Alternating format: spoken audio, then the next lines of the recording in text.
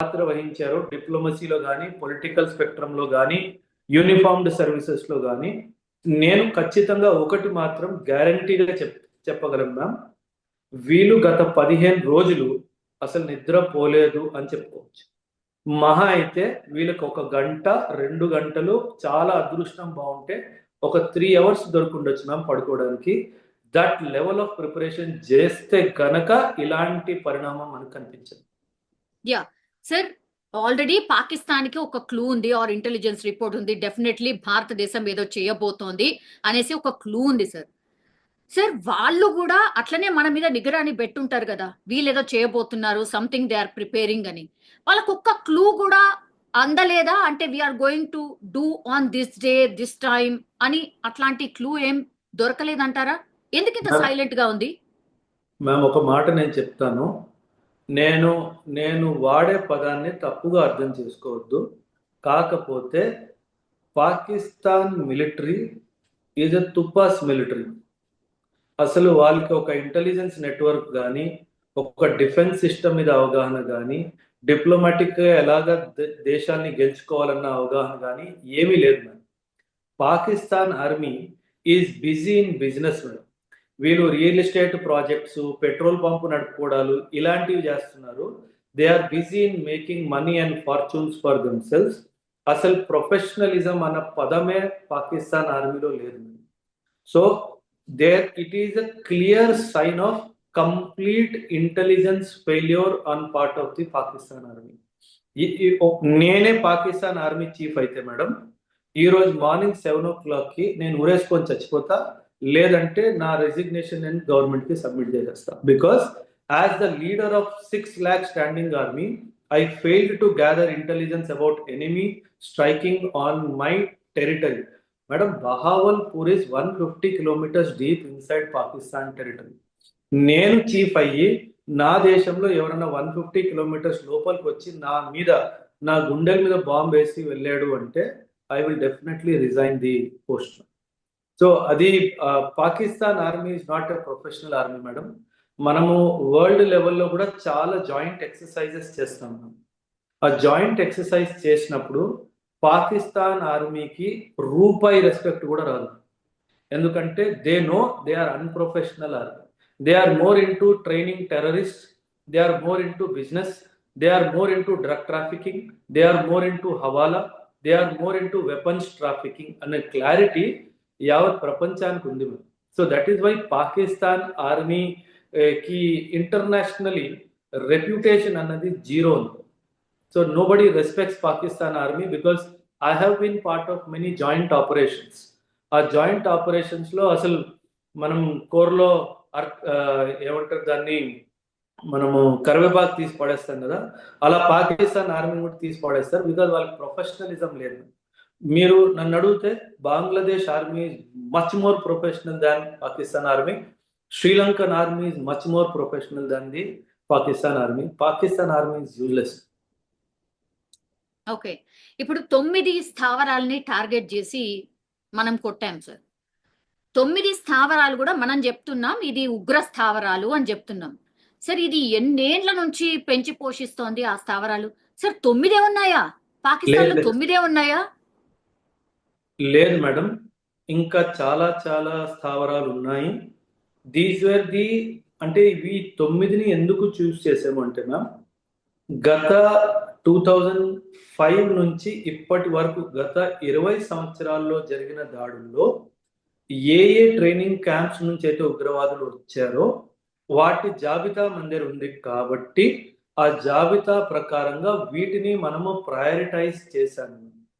Prioritise చేసి వీటిని in the first phase లో వీటిని మనం డిస్ట్రాయ్ చేసాము. So first phase sir, first phase that means ఇంకా చాలా ఫేజెస్ ఉన్నాయా సార్?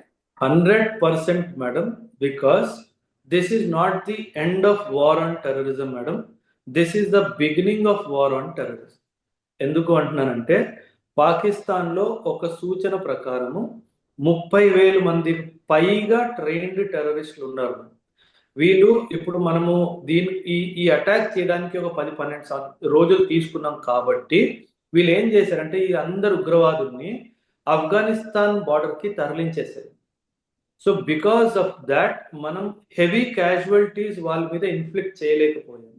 కాకపోతే మన Indian army, Indian air force, Indian navy ముగ్గురు కలిసి they will activate their ground intelligence. మన స్పైస్ ఎవరైతే పాకిస్తాన్ లో ఉంటారో వాళ్ళని యాక్టివేట్ చేసి వీళ్ళని కొత్త లొకేషన్ ఎక్కడికి తరలించారో కనుక్కుంటారు. ఆ ఇంటెలిజెన్స్ మనకి షేర్ అయిన వెంటనే ఆ లొకేషన్స్ మీద కూడా దాడులు జరుగుతాయి. So it is not a full stop on the Indian attack, it is just a comma. Pakistan, good morning to you, many more attacks are going to come. Yes, అందుకేనా కాసేపటి క్రితమే మనోజ్ నర్వనే కూడా పిక్చర్ అభి బాకీ హై అని ట్విట్టర్ లో post చేసింది, అది అదేనా సార్? 100% మేడం. ఇది ట్రైలర్ కూడా కాదు, ఇది ట్రైలర్ లో ఒక టీజర్ అనుకోండి. Because Pakistan will retaliate definitely.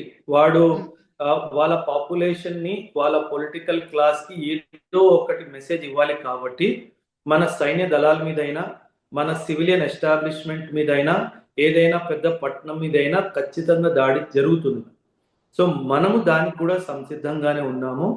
మనం ఫర్ ఎగ్జాంపుల్ పాకిస్తాన్ మిజైల్స్ వాడారు అని అనుకుంటే ఖచ్చితంగా మన ఎయిర్ డిఫెన్స్ సిస్టమ్ యాక్టివేట్ అయ్యి ఆ మిజైల్స్ ని గాల్లోనే ధ్వంసం చేసే కెపాసిటీ, సత్తా మనకుంది. వాళ్ళ ఎయిర్ ఫోర్స్ గనక మన మీద ఏమైనా మిజైల్స్ వేయాలి అని అనుకుంటే వాళ్ళని కౌంటర్ చేయడానికి మన air force is on very very high alert. So definite గా పాకిస్తాన్ రిటాలియేట్ చేస్తుంది. ఆ రిటాలియేషన్ ని మనం కౌంటర్ రిటాలియేట్ కూడా 100% గా చేస్తాం. సార్, రిటాలియేషన్ అంటే ఏ నగరాల్ని మేబీ మీరన్నట్టుగా అంటే డెఫినెట్లీ అమాయకమైన ప్రజల్ని టార్గెట్ చేస్తుంది కదా. మనం చేసిందేమో ఉగ్ర స్థావరాల్ని, బట్ వాళ్ళు చేసేది మాత్రం అమాయకుల ప్రజలు. మొన్న కూడా జరిగింది అదే కదా. ఏ నగరాలు ఉండొచ్చు సార్? నగరాలు ఉండొచ్చు అంటే నా అంచనా ప్రకారము మోస్ట్ ప్రాబబుల్ బార్డర్ లో ఉన్న డిస్ట్రిక్ట్స్ మీద జరిగే అవకాశం ఎక్కువ ఉంది. ఎందుకంటే లాంగ్ రేంజ్ మిజైల్స్ వాడాలి అంటే డెఫినెట్ గా రడార్స్ లో వచ్చేస్తాయి కాబట్టి షార్ట్ రేంజ్ మిజైల్స్ ని వాడుతూ వీళ్ళు బార్డర్ లో ఉన్న విలేజెస్ ని కానీ, డిస్ట్రిక్ట్స్ ని కానీ టార్గెట్ చేసే అవకాశం ఉంది. ఇన్ఫాక్ట్ గత 10-12 రోజుల నుంచి వీళ్ళు సీజ్ ఫైర్ వైలేషన్ చేస్తూ మన బార్డర్ లో దగ్గరున్న సమీపంలో ఉన్న గ్రామాల మీద, డిస్ట్రిక్ట్ హెడ్ క్వార్టర్స్ మీద కంటిన్యూస్ గా స్మాల్ ఆర్మ్స్ నుంచి, మోటార్ ఫైర్ నుంచి, ఆర్టిలరీ కూడా వాడుతూ వీళ్ళు కంటిన్యూస్ గా దాడి చేస్తూనే ఉన్నారు. బట్ డెఫినెట్ గా ఏదో ఒక పెద్ద స్టెప్ పాకిస్తాన్ తీసుకుంటుంది. But we are ready for it. మనకి ఎటువంటి ఏ ప్రజలైన భారత పౌరులు భయపడాల్సిన అవసరమే లేదు అని చెప్పి మోదీ గారు కూడా అన్నారు, మన డిఫెన్స్ ఎక్స్పర్ట్స్ కూడా అంటున్నారు, నేను కూడా అంటున్నాను. సార్, మాక్ డ్రిల్ యాక్చువల్లీ ఒక 240కి పైచిలుకు ప్రాంతాల్లో మాక్ డ్రిల్ ఇవాళ నిర్వహిస్తాము అని అనుకున్నారు సార్. ఎందుకని డ్రాప్ అయ్యారు సార్? ఎందుకని నిర్వహించట్లేదు? డ్రాప్ అవ్వలేదు మ్యామ్.